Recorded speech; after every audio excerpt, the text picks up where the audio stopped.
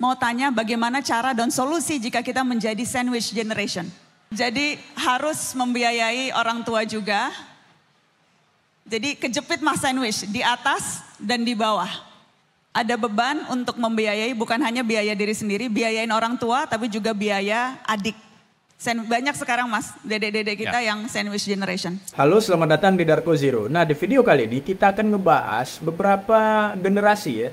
Banyak tuh kan, contohnya generasi Z, Gen Z ya, generasi milenial ya.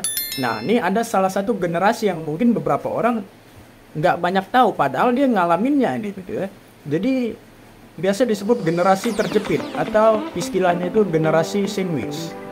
Nah, seperti apa generasi sandwich ini? Nggak usah lama-lama, yuk kita bahas.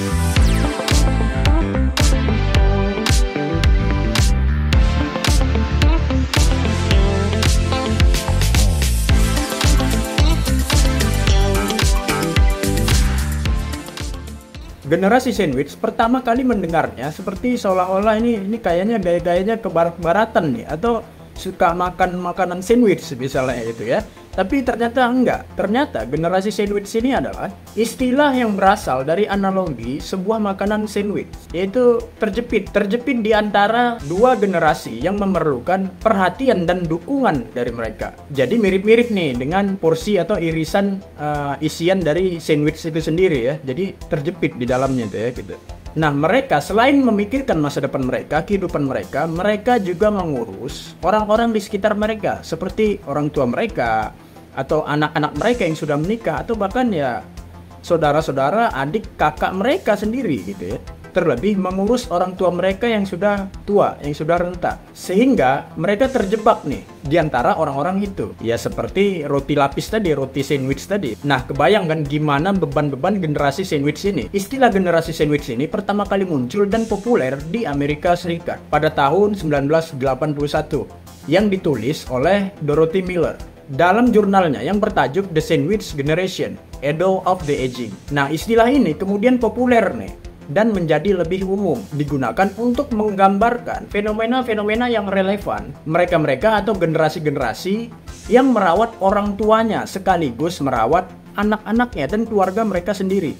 Generasi sandwich ini terbentuk karena adanya beberapa faktor juga, yaitu faktor sosial dan geografis dan macam-macam. Jadi contohnya adalah peningkatan dalam taraf harapan hidup. Kemajuan dalam perawatan kesehatan telah meningkatkan harapan hidup orang-orang, yang berarti lebih banyak nih orang-orang ingin hidup sehat, termasuk meningkatkan kesehatan atau kehidupan orang-orang tua lagi nih, yang berarti akan lebih banyak nih orang-orang tua yang akan hidup lebih lama lagi ke depan, sekaligus membutuhkan perawatan jangka panjang yang mungkin itu akan membutuhkan biaya yang ekstra. Nah, oleh sebab itu bukan perihal umur yang panjangnya nih ya, melainkan apakah kemampuan finansial seseorang itu mampu nih untuk terus menyokong atau mensupport kelangsungan hidup orang tuanya yang sementara secara personal, baik di usianya, mentalnya, dan sisi ekonominya, atau mungkin secara fisiknya ya, ia belum siap ini untuk menanggung semua beban-beban itu, terlebih untuk dirinya sendiri, yang pada akhirnya ia terlahir nih menjadi salah satu generasi sandwich.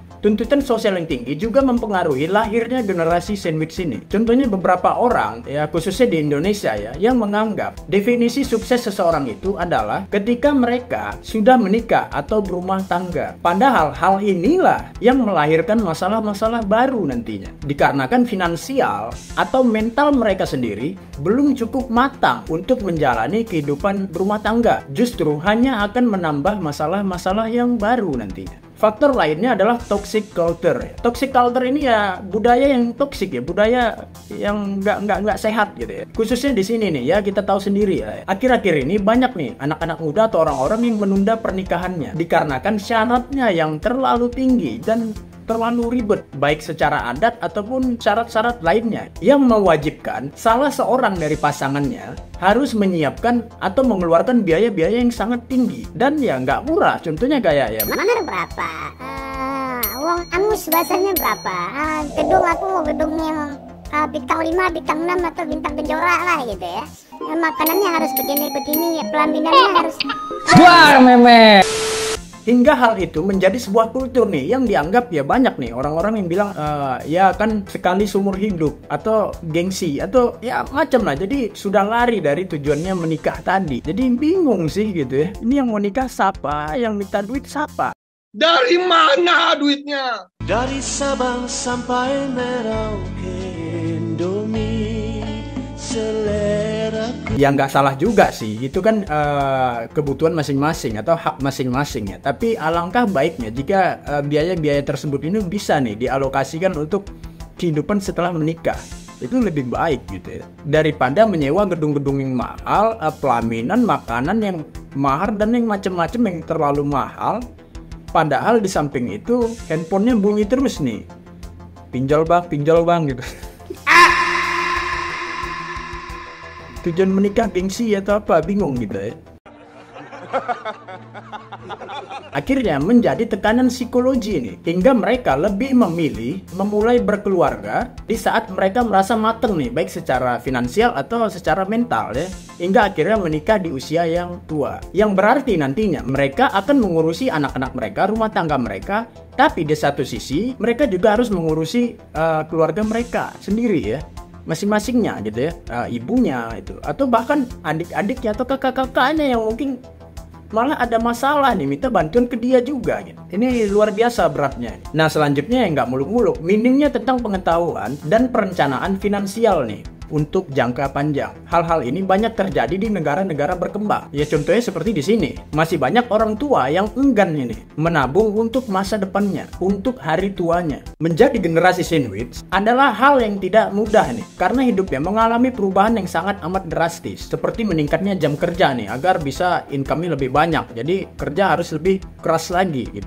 Demi ya banyak nih yang harus dihidupin gitu ya, selain diri dia sendiri. Hingga akhirnya dapat menambah beban stres mereka karena mencoba nih menjaga keseimbangan antara pekerjaan dan tanggung jawab keluarga mereka, termasuk diri mereka sendiri. Ini adalah salah satu contoh bagaimana perubahan dinamika sosial, khususnya dalam konteks pekerjaan, dapat mempengaruhi kesehatan mental generasi sandwich itu sendiri. Nah terus kemana nih generasi sandwich mengadu atau minta bantuan nih untuk situasi hidup mereka yang ya sulit gitu. Nah berkaca pada sistem pemerintahan Amerika Serikat yang telah paham akan hal ini terdahulunya, mereka punya sistem sendiri ini untuk menghadapi masalah generasi sandwich ini, yaitu beberapa cara yang mereka lakukan adalah melalui program-program Medicare dan Medicaid untuk membantu perawatan kesehatan kepada orang-orang tua nih, orang-orang renta, orang-orang yang lanjut usia, serta program-program dukungan lainnya nih, seperti program dukungan anak, yaitu program pemeliharaan anak-anak telantar atau anak-anak yatim piatu gitu ya. Mereka memberikan tunjangan-tunjangan anak nih kepada setiap anaknya, serta layanan pendidikan untuk mereka nih, dimudahkan dalam hal pendidikannya. Jadi ya nggak dipersulit pendidikannya, tetap disekolahin. Nah kalau di sini dikasih program apa nih untuk anak-anaknya? Yang tahu silakan komen di bawah.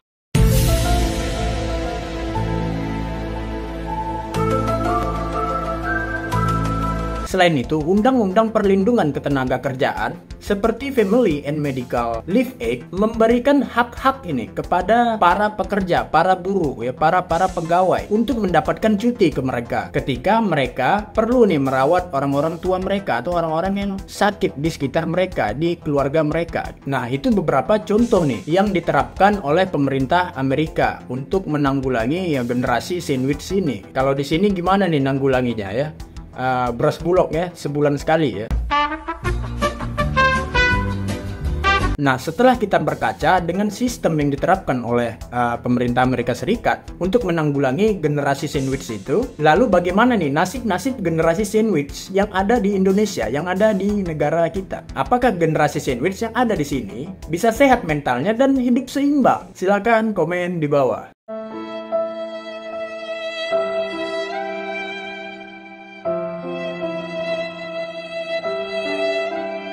Yaudah, mungkin itu saja pembahasan kita kali ini tentang generasi sandwich ya. Kalau video ini menarik silakan like, share ke teman-teman ya. Kalau Anda ingin menambahkan sesuatu atau ada yang kurang, silakan komen di bawah ya. Terima kasih sudah menonton, sampai jumpa di video selanjutnya.